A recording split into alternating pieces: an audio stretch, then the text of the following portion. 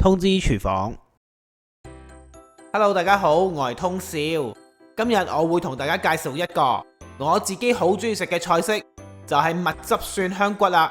醃到超級惹味嘅排骨，再加埋炸到黃金香脆嘅蒜蓉，配埋香甜嘅蜜糖一齊食，真係好食到連手指想啜埋落肚啊！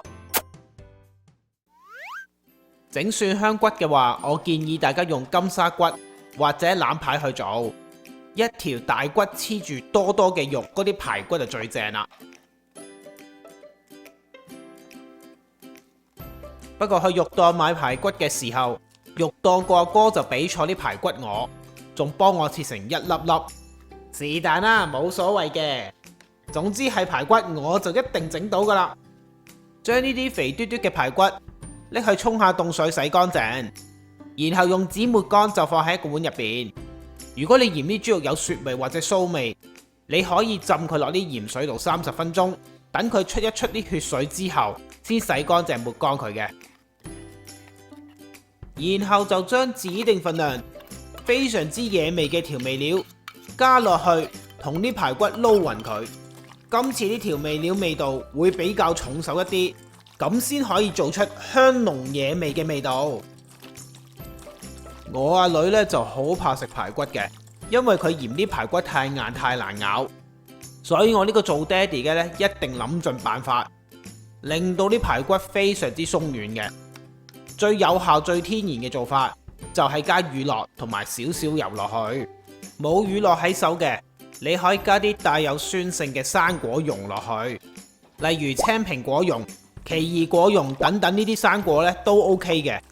甚至你可以學出邊啲餐廳咁樣加啲食用梳打粉落去都得嘅，只要加嘅份量正確，唔會食到好大陣梳打粉味嘅。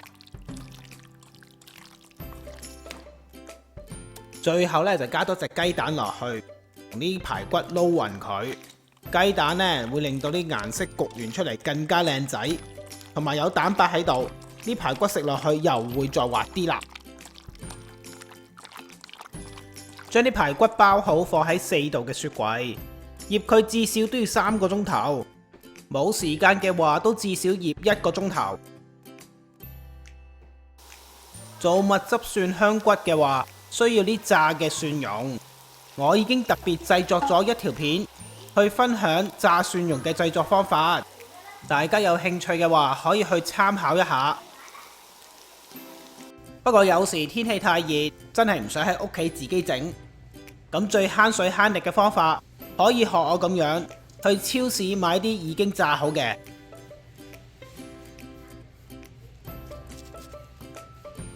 去氣炸或者焗啲排骨之前，我哋要準備好啲粉去包實啲排骨。用咩粉其實冇乜所謂嘅，想酥脆啲建議大家用粗粒嘅番薯粉，否則用普通嘅中筋麵粉或者粟粉去做就得噶啦。呢粉入邊記得要加多少少嘅五香粉撈勻佢，咁樣一陣間食落去會更加惹味。跟住就可以將啲排骨放喺啲粉堆入邊，要確保啲排骨粒粒都要俾啲粉包實。排骨上好粉之後，最好都係燉一燉，令到佢多餘嘅粉可以跌出嚟。我哋要啲粉包住個排骨，但係唔要啲粉太厚。上好粉嘅排骨就可以放喺已經鋪咗牛油紙嘅氣炸鍋炸籃，又或者係焗盤上邊，然後就用我俾你嘅時間同溫度，將啲排骨氣炸或者焗到佢金黃。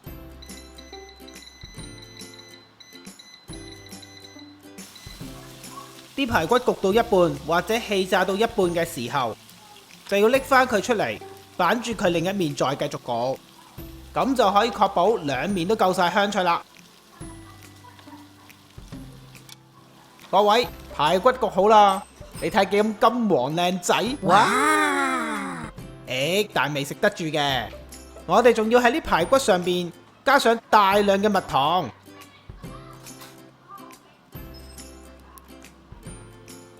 最後仲要灑埋呢啲金黃香脆嘅炸蒜蓉上去，咁一個超級惹味，完美嘅蜜汁蒜香骨就做好啦，真係好吸引啊！睇到我都流晒口水，隔住個芒都知道夠晒好味啊！你哋都快啲試下啦，包你話正啊！呢個排骨真係超級惹味，用佢嚟送啤酒同汽水簡直係一流啊！而且做法簡單啊嘛，放佢入氣炸鍋或者焗爐，除咗反一次之外，基本上係完全唔需要理佢嘅，一滴汗都唔使流，就可以做到一個咁完美嘅菜式啦。材料正確嘅份量、食材嘅牌子同埋相片都可以去我文字食譜嗰度揾到。喺呢條片嘅煙火就有呢個食譜嘅連結提供俾你去參考噶啦。通知廚房嘅專屬網頁仲有更多免費嘅影片同食譜分享，大家千祈唔好錯過啦！中意呢條片嘅話，記得要俾 like 同埋 share 出去，仲要記得訂閱同埋撳埋隔離個鐘仔，咁我新片一出先可以通知到你噶。多謝大家收睇，下次再見，拜拜。